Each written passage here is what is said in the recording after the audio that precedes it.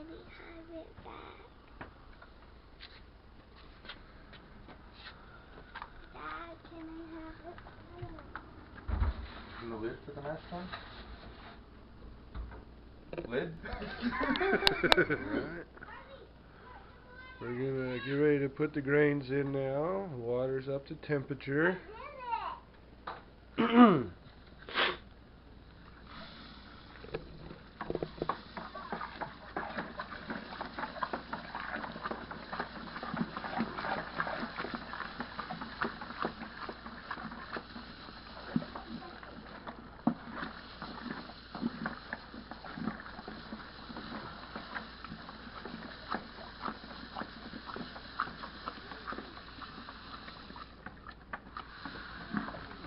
There we go, it's getting soupy now. Iris, can you turn that light on?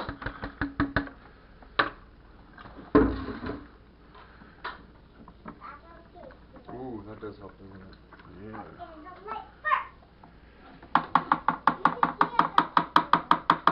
Nice and soupy. Alright, we put the lid on.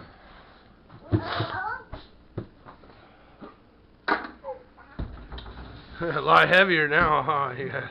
So we have doughed in our grain, and we've let it sit for 5 minutes, and we checked the temperature, it was right at 155. So the only thing left to do now is let it sit and mash for 1 hour. So we'll check back in an hour. Alrighty. So 4 loft, right? 4 loft? Vorlov. So all we're doing is trying to set the grain bed right now. So it's kind of like a natural filter. You have the false bottom. There it goes. There's something stuck in there. But that's a nice amber color, dude. It does look good. It is really, it's actually like a reddish, very deep reddish brown.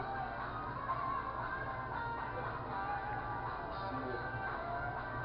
So why are we setting the grain bed? Acts as a natural filter. Keep all the small particulates out.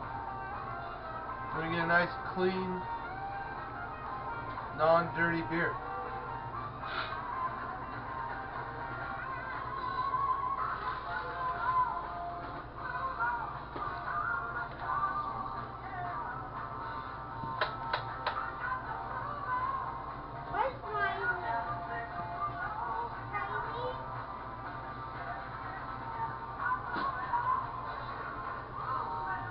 Pour it slowly so you're not disturbing the grain bed that you're trying to set. You see we still have a little bit of debris in there. So we're trying to get it to where there's no more debris. And the more times you do this, the clearer it will come out. The better the grain will set, the better filter you'll have.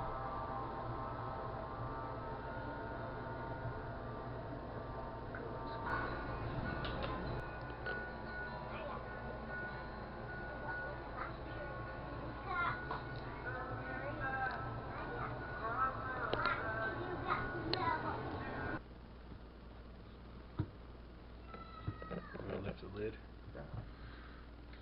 Slow little Pam. Steaming, bro. Just dip it right in there. How cool would that be? That's what it says on the bottle, you know. 10 weight 40. Yeah. Real men drink 10 weight 40. Real men drink motor oil. Oh, motor oil, yeah. Crude. Bubbling crude.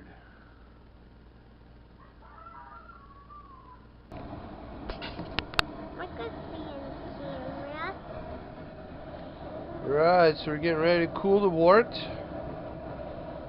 We're going to let the Irish moss and yeast nutrient kind of work its way. So the bucket's set up, a recirculating pump that Ben thought of, a little ingenious idea, not wasting water.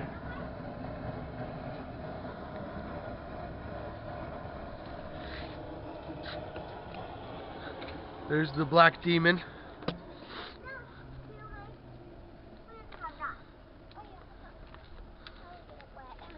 There's my kids.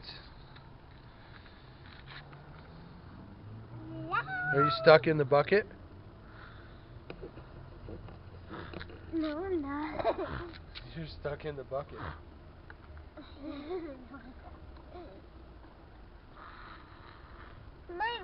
What are you doing? Are you stuck in there? Oh my god. I just farted. What did you do? I just farted. That's disgusting. Daddy! I farted again! I don't know, it looks like it's separating. It did warm up nicely. It did. You want to cap that and then we'll shake it up and just kind of get that waking it up. We're good to go.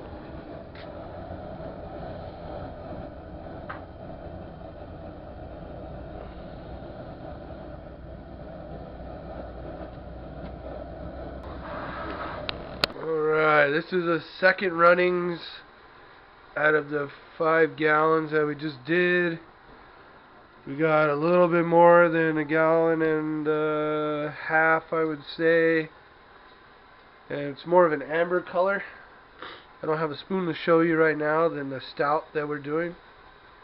So we're going to add some citra hops to this and kind of see what we get out of it. A little experiment.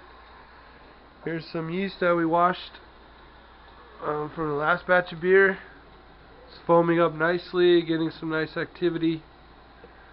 So we'll see. A little experiment. Little St. George homebrew experiment. This is the second runnings. Can't really see it because of the steam. I really fogged up the camera. Yeah, probably not good for the camera. What? It's almost done. We have 3 minutes and 22 seconds left. And this is going to be an experiment to see if the yeast that we washed is still viable yeast and we can use it. Because I don't want to waste a 5-gallon batch on some yeast if we're not quite sure if it's going to work or not. So that's why we kind of thought of doing a little second runnings idea and do it that way with a small 1-gallon batch. So I just wanted to take a moment here and spotlight my recirculating wort chilling system here. So basically all I've done is I've taken a standard copper wort chiller and I have hooked it up to a recirculating yacht bilge pump right here. Got it on Amazon for $20. Put that in a bucket with ice water and you can cool your wort down to 80 degrees using only 5 gallons of water and about 20 pounds of ice. It's much more efficient than just letting it run straight through the chiller and out into the ground. Costs about 30 gallons of water. This way you're only using 4.5 to 5. Much more efficient for cheap solution. St. George Homebrewer Pro Tip number 1. Now I had hooked up the bilge pump to a universal AC adapter, just some electrical tape here, nothing fancy. Plug that into a standard wall outlet. It's a simple solution, great for water conservation.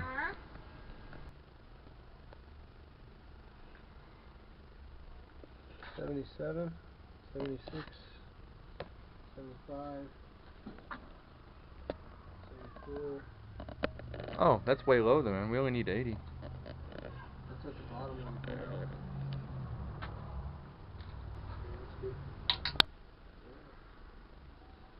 So come zoom in. You can see our kind of setup we have. We have a nylon mesh bag in the bucket that's been sanitized.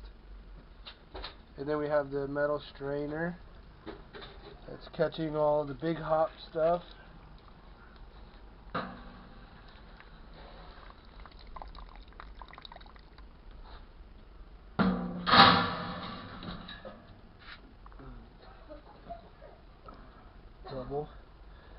Double filter. So 1 filter, 2 filter.